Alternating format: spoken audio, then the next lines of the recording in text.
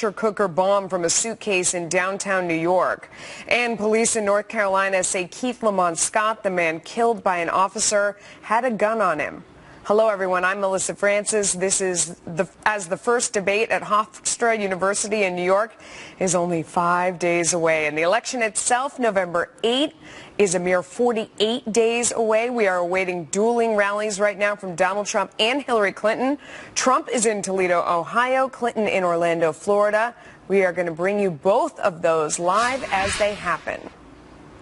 The FBI now trying to track down the two men who took the second pressure cooker device out of the suitcase. Federal officials hoping to speak to the men and recover the luggage that once had a pressure cooker bomb inside of it. The bombing suspect left the suitcase blocks away from the Chelsea explosion, but it never went off.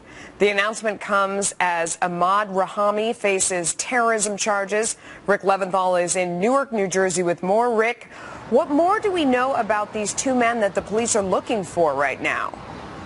Well, Melissa, first and foremost, the NYPD and FBI say these two men are considered witnesses, not suspects, and they want to talk to them not just about what they may have seen, but they really want that bag because it is considered evidence in the terrorism case.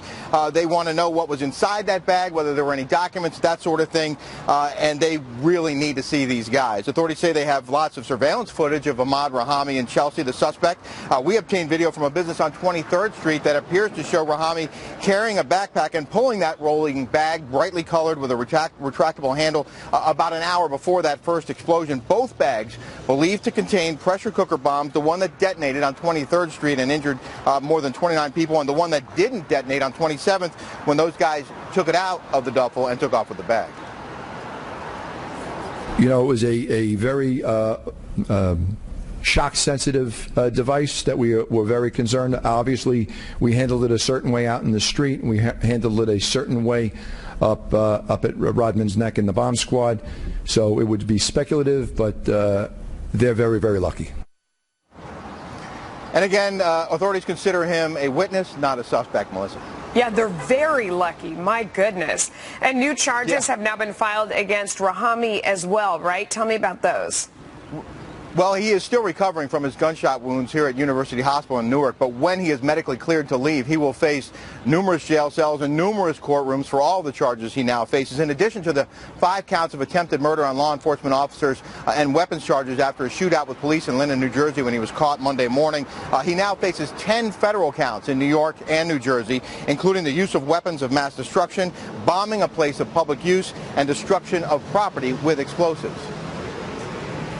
The response to these misguided acts of terror has been classically American, and what we have come to expect in our city from New Yorkers: care for the victims, calm in the midst of chaos, and swift law enforcement action.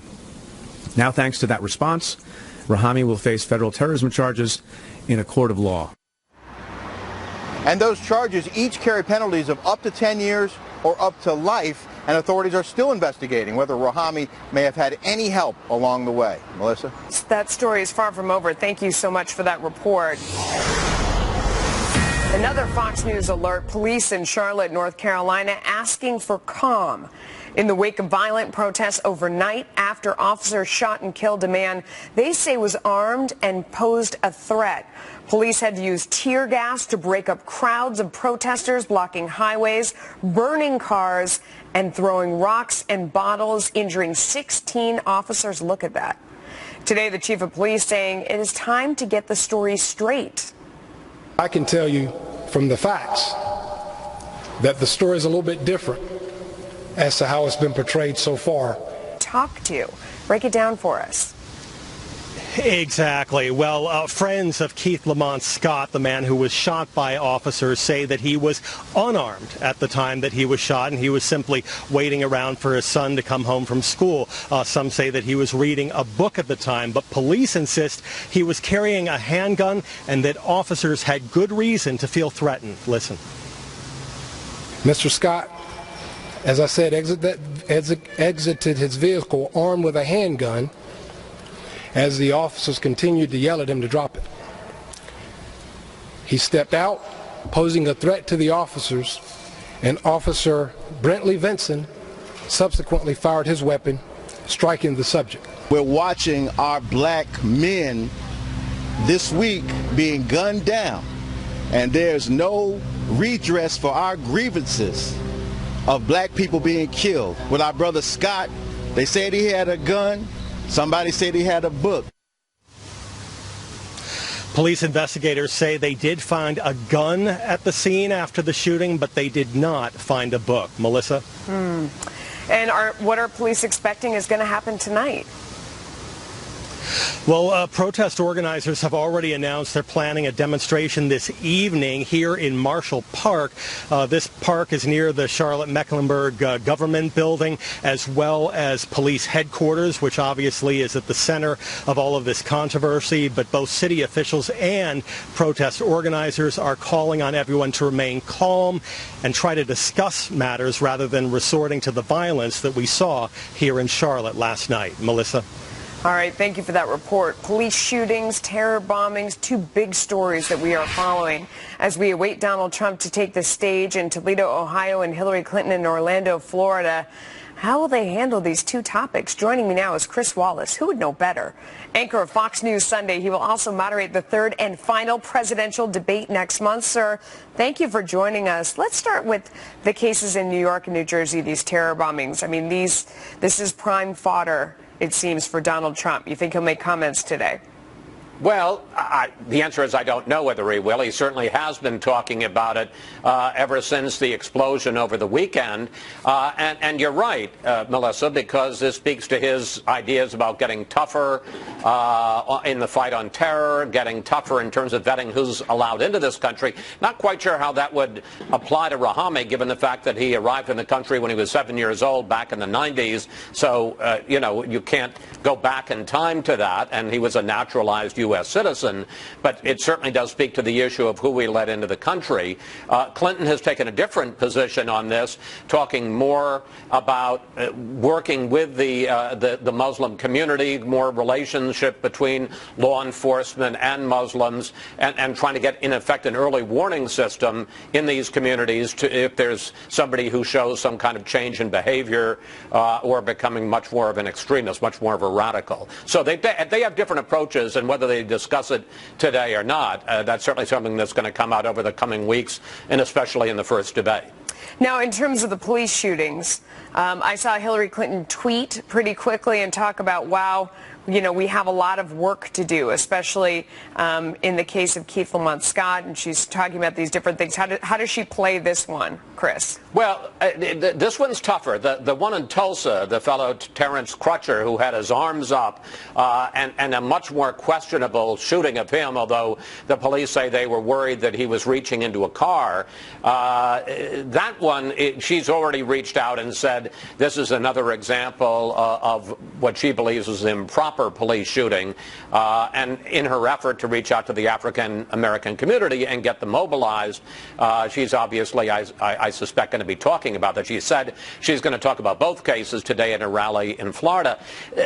Obviously, as we just heard in the Keith Scott case, it's much more complicated because it was an African American police officer who shot him, and he says that Scott was carrying a gun. Right. So that becomes a much more difficult case to weigh in on. Incidentally, let me just quickly say Trump has also raised questions about the Crutcher case, the Tulsa case, and say, gee, it sure seemed like he was doing everything he should with his hands raised. So he's also raised questions about how the police responded there. Chris, let me stop you there because we have a soundbite on that, and we'll talk about it. Listen, this is what Donald Trump had to say. I watched the shooting in particular in Tulsa, and that man was hands up. That man went to the car, but to me he looked like somebody that was doing what they were asking him to do. And this young officer, I don't know what she was thinking. I don't know what she was thinking, but I'm very, very troubled by that. Oh, Chris, his handlers had to be very nervous when he waded into that territory. I mean, that was dangerous ground. What do you think of what he said there? Well, I think that it's not unlike what Clinton has said, which is that when you look at the video, obviously we're not there on the ground. It's easy to second guess from 30,000 feet. But when you look at the video and you see a guy who may or may not have been responding to every police demand, in fact the police say he wasn't, but did have his hands up, it becomes a lot more questionable as why you needed deadly force, because the police officer, the woman who shot him and killed him, it was just at the same time that somebody had fired a taser at him to disable him, and you wonder why that wasn't enough at a time. And of course this fellow did turn out to be unarmed. There was no gun either on him or in the car. Yeah. Meanwhile, polls showing a clear tightening in the past few weeks. I'm looking at this 538.com giving Hillary Clinton 56.8% chance of winning. What do you think of this one? Well, the thing that's interesting there, this 538, they've had a remarkably good record in predicting what's going to happen in elections. I think in 2012 they predicted every one of the 10 or 12 so-called toss-up states as to how it was going to turn out. While Clinton still has a lead, this is the closest that Donald Trump has ever been in the 538 survey of states.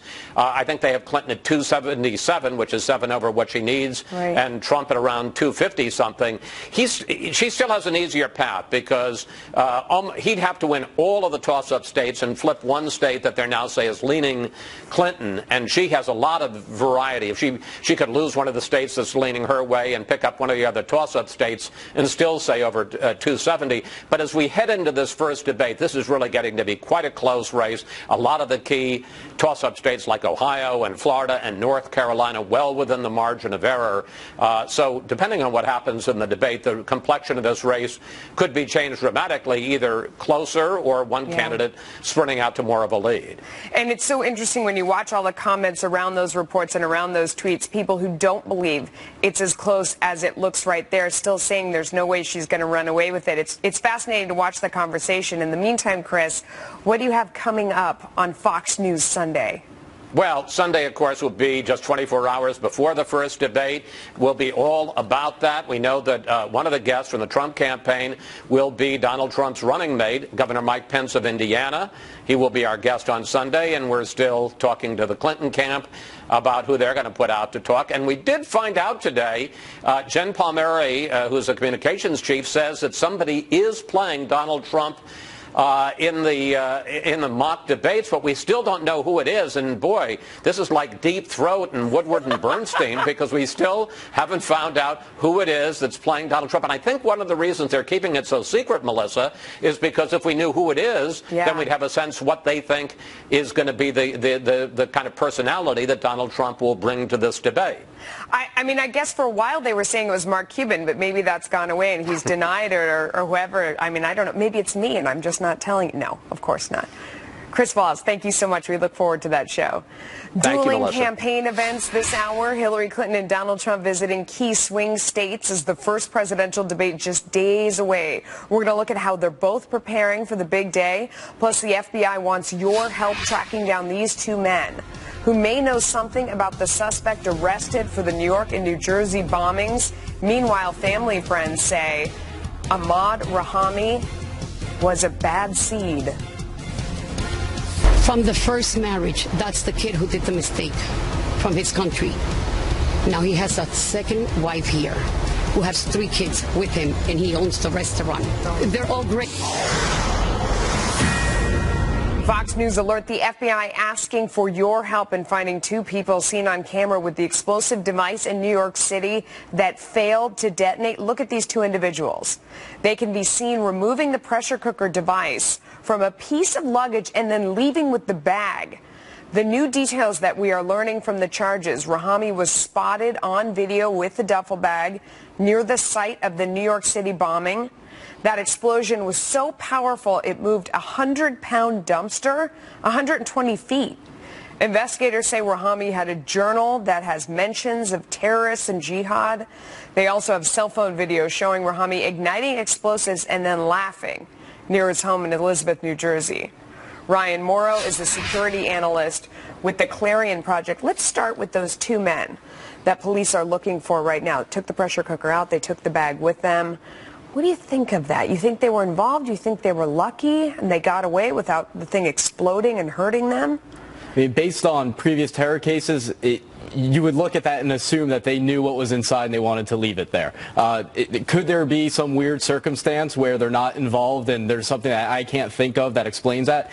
There's always that possibility. But I don't think that they're thieves where you would just pick up a suitcase and run with it. No, they take the time to open it. I won't take the product out. I mean, to be fair, the way this was explained originally, I mean, in New York City, if you leave a bag out in the street and you walk away, someone's going to steal it. And that's sort of how they described it, that there were two people who came up and they saw this piece of luggage and thought maybe there were valuables inside, and they walked away with it, and then they opened it far away and took the pressure cooker out and realized, oh my gosh, what is this thing, and they bolted off. So originally it sounded like thieves that got lucky. Now that we're looking for these two, it kind of seems like maybe it may be something else, although at this point they're saying, no, we don't think they're involved, we just want to talk to them. That could be a tactic to get them to come forward though, right?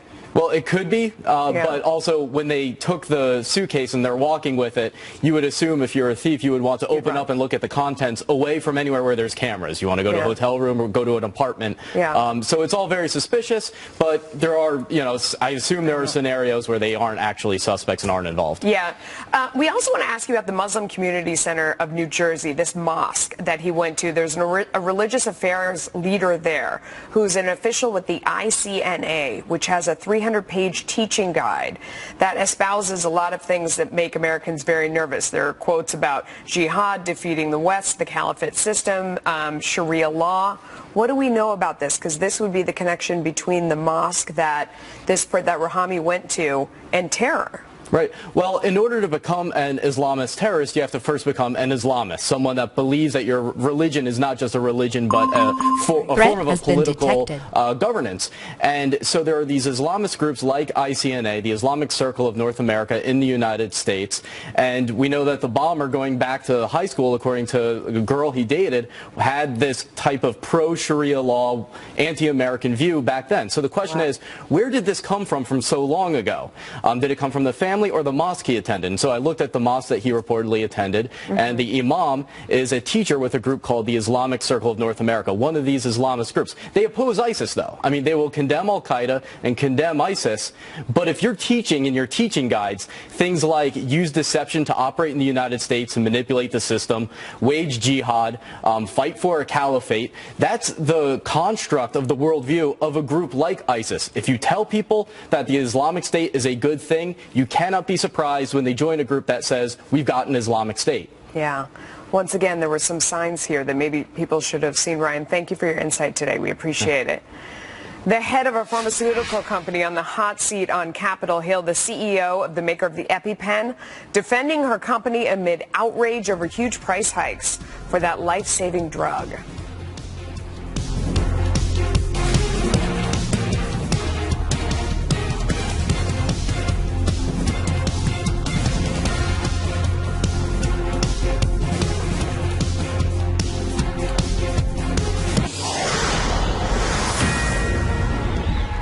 We have Don King right now. Yep, that's exactly who you think it is on the screen right there. Speaking at the Trump rally in Toledo, Ohio. He is warming up the crowd. We do expect Donald Trump soon, and we will bring you that live when it happens. Makers of the life-saving EpiPen on Capitol Hill defending dramatic price hikes for the device. Mylan CEO Heather Bresch appearing before the House Oversight Committee, denying the company raised prices to reap unjustified profits. Rich Edson is live in Washington. Rich, how is Mylan justifying these steep increases in prices as it went up and up and up? Good afternoon, Melissa. And this hearing was supposed to start about 20 minutes ago. It's delayed. Mylan CEO Heather Bresch, in her prepared remarks, says her company struck the right balance on its pricing of EpiPens. It's an emergency medical device designed to counter severe allergic reactions. In 2007, Mylan bought the EpiPen business. Then 2 pens cost less than $100. Now a pair sells for more than $600. This is according to Truven Health Analytics. Bresch is defending her company against charges from patients, insurance companies, and members of Congress who say Mylan's virtual monopoly on this type of device gives it an unbridled ability to raise the price. In Bresch's prepared remarks, she claims fees, rebates, and other costs mean Mylan only profits about $50 per EpiPen.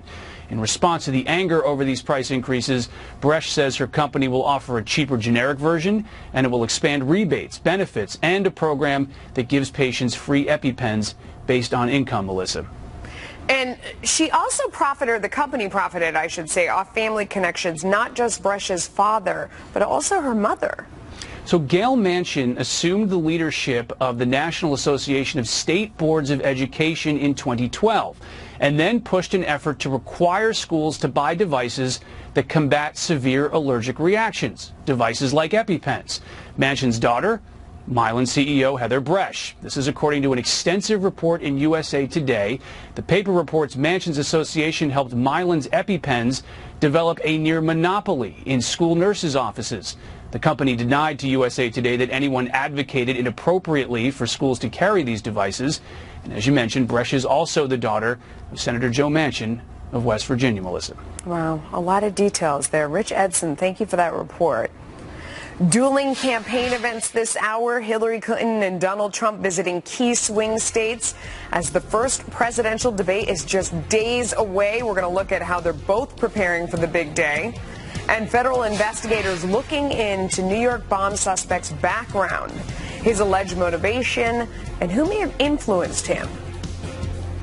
This is a new era of terror. That was the message of the ISIS spokesman, Mr. Anadi, was to kill where you are with whatever it takes, by whatever means necessary.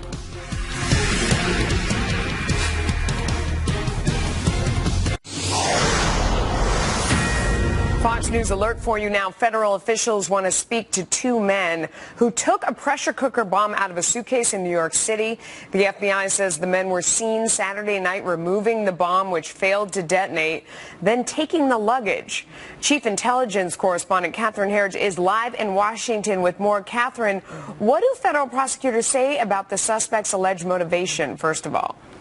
Well, the court documents show evidence of significant premeditation, with the FBI saying Rahami was buying bomb parts online from eBay, including shrapnel and circuit boards, as early as June. And just 2 days before the attack, there is cell phone video showing what appears to be a trial run. An FBI agent describes what he saw.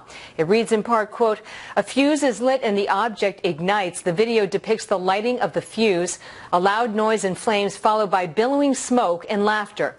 And we're learning more about this handwritten journal that Rahami was carrying at the time he was shot and captured by police earlier this week, with writings about leading al-Qaeda figures who have laid the groundwork for homegrown terrorism. Most notably, Rahimi relied on the radical teachings of the American-born cleric Anwar al-Awlaki, born in New Mexico. He was the first American targeted for death by the CIA. It's worth noting that he was arrested in the late 90s for soliciting prostitutes in San Diego, despite his holy man image. Also, Rahimi writes about another student of the cleric, then Army Major Nidal Hassan, who killed 13 and injured more than 30 during the 2009 shooting spree at Fort Hood in Texas.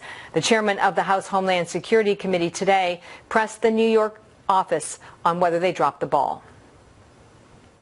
We're open to any possibility that he acted alone, that there were others involved, that he could have been inspired by a group, enabled by a group, directed by a group, but we're just not there yet.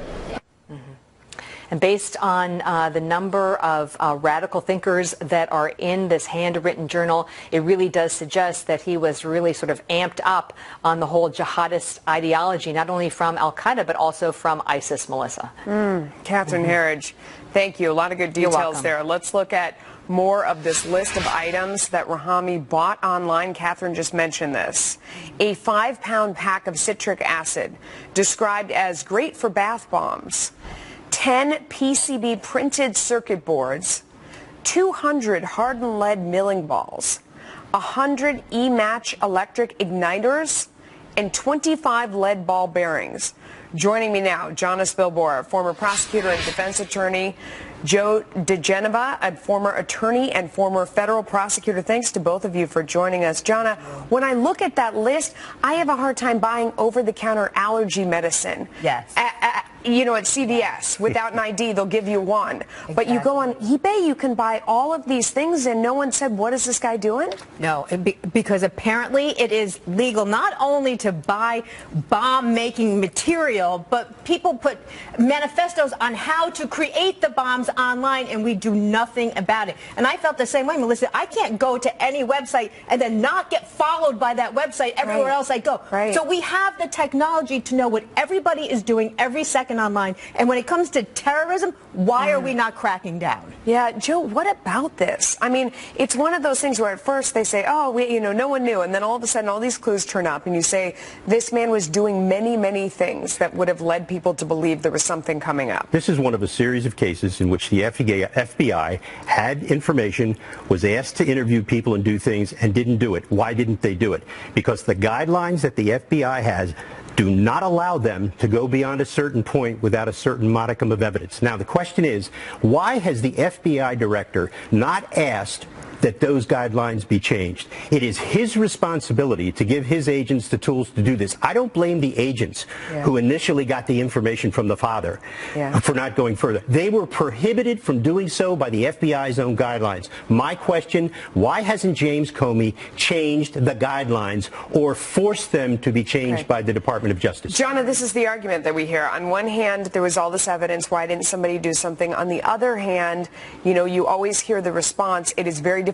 You can't arrest someone for a crime they haven't committed yet. That is correct. And unfortunately, that's what happened here. But I have to disagree with one thing that you said, and that is, if your own father reports you to the FBI and says, listen, I know this, and this about my son that nobody else knows, and the FBI stands there with their hands tied and says, I'm sorry, I can't do it. We do have a problem there. So not only do we need to change that, but we do need to change the laws that don't allow us to arrest people who are buying bomb-making material online. All right, thanks to both of you. We're going to go right now. You can see Donald Trump at the podium there in Tulsa, Oklahoma. Let's listen in. We're up 5 in Ohio, in CNN. CNN, we're up 3 in Florida. We now lead Nevada, Iowa. We lead in North Carolina. The LA Times has us 4 or 5 points up. So it's really been amazing. On November 8th, we're going to win this state. We're going to win the White House. We're going to win it back. We're going to win it back. This is a movement, and we're taking our country back for the people. We're taking it back. It's been a long time.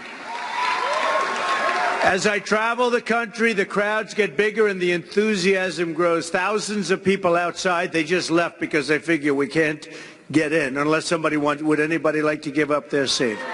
No? I thought you were going to say that. But there's so much love in the rooms. The Washington insiders, they're panicking. They are very concerned. They're looking at what's going on with the polls, and they're saying, what's happening? This wasn't supposed to happen. It wasn't supposed to happen in the primaries, and this wasn't supposed to happen, but it's happening, and I think we're going to bring it all the way. We are going to replace our failed and corrupt establishment with a new government that serves you, your family, the country. You're going to be happy. The change is going to begin right away. The key is November 8th. If you can get in there a little early, that's okay too. November 8th. My economic agenda can be summed up in 3 very beautiful words. Jobs, jobs, jobs. We have to bring our jobs back. On my first day in office, I'm going to order a review of every single regulation and executive order issued by President Obama. All job-killing regulations and all illegal executive orders will be immediately terminated. Excessive regulation costs our economy $2 trillion a year. You believe that? $2 trillion a year. I want to put that money back into the pockets of the American people where it belongs. I am going to direct the Department of Commerce to identify every single violation of our trading rules by our foreign competitors who, in many cases, cheat. We will apply every lawful remedy to end these trade abuses once and for all. We have no choice. We're going to end them. Trade will be fair and reciprocal, and products will be made in America and sold all around the world like we used to do it, you know, when we were smart. We're going to pass one of the biggest and boldest tax reforms and tax reductions in American history. It's going to include a 15% tax rate for all businesses, small and large, making our country a magnet for new jobs. That's 15% down from 35%. Income taxes will be cut dramatically for the workers. Workers, that I mean the really hard workers. You're paying too much tax, folks. Everybody knows it.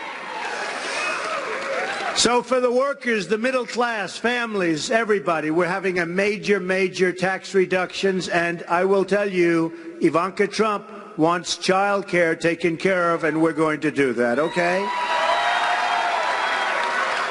Also, on my first day, I'm going to ask Congress to immediately send me a bill to repeal and replace Obamacare.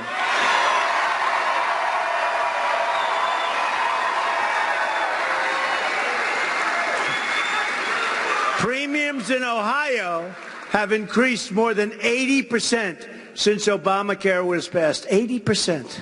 Have you noticed? It's not a pretty picture, right? 80%. Premiums have gone up almost $5,000 nationwide since 2009.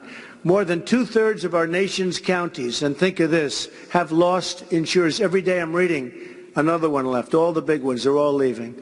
It's falling anyway. We're going to replace it and terminate it. But even if we didn't, it's not making it, just so you understand. We're going to replace government-run Obamacare with reforms that put... All right, we're going to dip into Hillary Clinton right now. She is speaking at the same time, but she is addressing those recent shootings. Let's listen into that for a moment. Police officers in Philadelphia last week. And last night in Charlotte, 12 officers were injured in demonstrations following Keith Lamont Scott's death. Every day, police officers across our country are serving with extraordinary courage, honor, and skill. We saw that again this weekend in New York and New Jersey and Minnesota. Our police handled those terrorist attacks exactly right, and they likely saved a lot of lives. I've spoken to many police chiefs and other law enforcement leaders who are as deeply concerned as I am and deeply committed as I am to reform. Why? Because they know it is essential for the safety of our communities and our officers. We are safer when communities respect the police and police respect communities.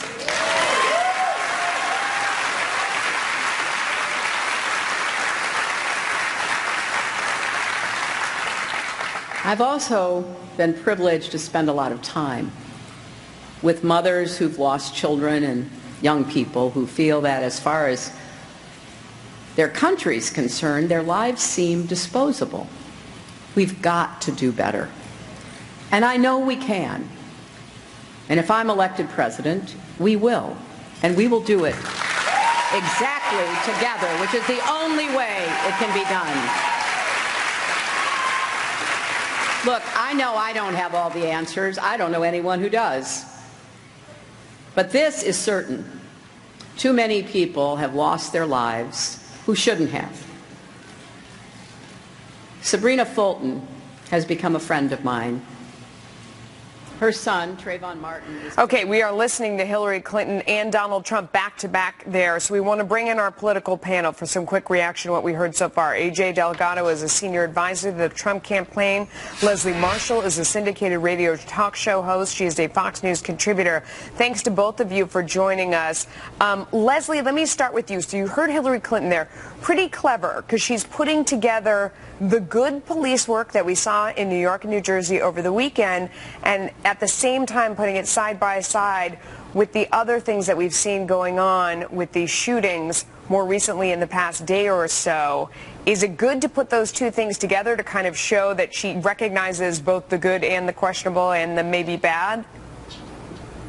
Absolutely, because when you look at voters, especially that pool of independents, which is what she or Donald Trump need to get the votes of on November 8th, you need to show that, look, I'm not pointing fingers of blame. We have some problems on the side of the police. We have some problems on the side of the citizens. And I love the fact that she was humble when she said she did not have all the answers, a very different type of candidate than Donald Trump. I also like the fact that she brings in the mother aspect and the personal aspect, the human aspect, because at the end of the day, we all want safer communities.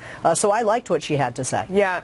AJ, let me take you over to Donald Trump. You know, he said that he has his agenda, his economic agenda can be summed up with three beautiful words: jobs, jobs, jobs. And then he hit the specifics of it right away, talking about that number that we hear a lot of times from think tanks about how much regulation costs every year, $2 trillion, saying he wants to take the corporate tax rate down from 35% to 15%. That would bring jobs in. He also wants to provide child care. What did you think of what he had to say? Did he hit the right notes? He did, and I think it's also very telling that Hillary Clinton is, in a way, kind of slamming police officers right now while Mr. Trump is simultaneously speaking about jobs. No. But listen, he's absolutely correct. We hear both candidates talk about the need to stop outsourcing of jobs. Donald Trump obviously speaks about this much more than Hillary Clinton does. She used to be in favor of this. She's on record speaking of it favorably in India at least twice.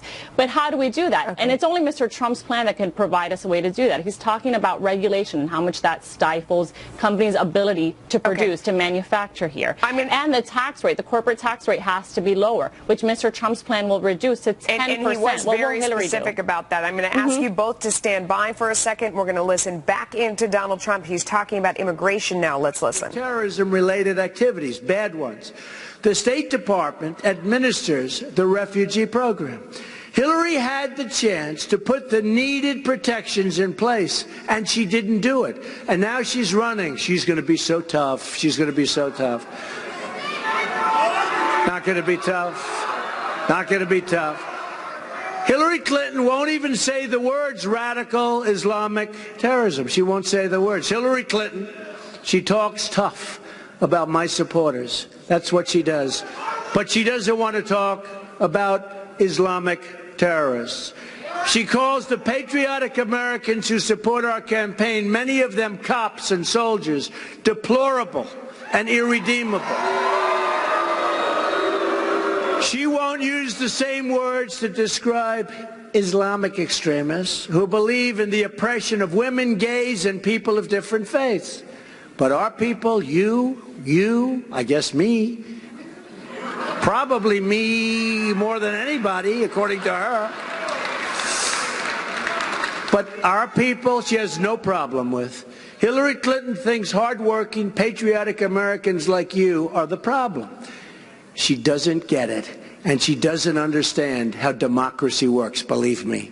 Public servants are just that. They're there to serve you.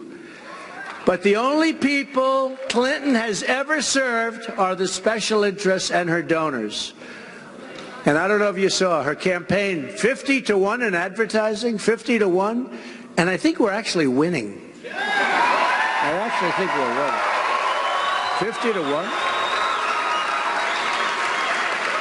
Our campaign is about breaking up the special interest monopoly in Washington, D.C. We're trying to disrupt, thank you. We're trying to disrupt the collusion between the wealthy donors, the large corporations, and the media executives. They're all part of the same political establishment. Okay, let's sneak our panel back in here to react to what we just heard. AJ, I'll start with you. I mean, he hit on that point we're going to hear again. She doesn't want to do essentially name-calling, as he called it, when it comes to radical Islamic terror, but at the same time, she will call his supporters names, as in deplorables. I think this is something we're going to hear for the rest of this campaign, don't you think? And not just deplorables. Let's remember she called this also irredeemable, which is an incredibly harsh word. When was the last time we heard Hillary Clinton refer to even terrorists with that choice of language? And Mr. Trump is absolutely right on the immigration issue, on national security. Immigration is a national security issue. It's a safety issue. If you go to Hillary Clinton's website, there is absolutely nothing on there about the border, about even visa tracking, which isn't a controversial position. It's quite frightening to living in this day and age that we are experiencing terrorism almost on a weekly, monthly basis, that Ms. Clinton has such little regard or concern, it seems, about it. Leslie, it is, I mean, this is something we're going to hear, I think, to the end of the campaign, that she reserves her name calling for his followers, for his supporters. That's not a good angle. Well, a few things here. First of all, she has said jihadists, she has said Islamists, she has said radicals, she has said radicals, Islamists. Look it up. Secondly, on her website, she also has, under immigration reform, she discussed securing our border, and just like we had the immigration reform legislation put forth on a bipartisan level in the past, increased security at our border and more funding for Border Patrol agents. In addition to that, I have to say, I find somebody who supports an individual who mocked the disabled, who calls those coming from Mexico rapists and murderers. Deplorables was a mistake, Leslie? Was deplorables a mistake? I mean, it was intentional, but do you think it's done more good or more harm for her, in your opinion? I don't think it does her any harm, because the people that she is calling that, who are Trump supporters, are never going to vote for Hillary Clinton, are never going to vote for Hillary Clinton. The independents, I don't think, are going to vote for or against her or Trump based on that terminology. Yeah. AJ, what do you think about that? Oh, yes, it absolutely does, Leslie, because it shows a certain lack of character when a president, by her own words, she said that if you can't serve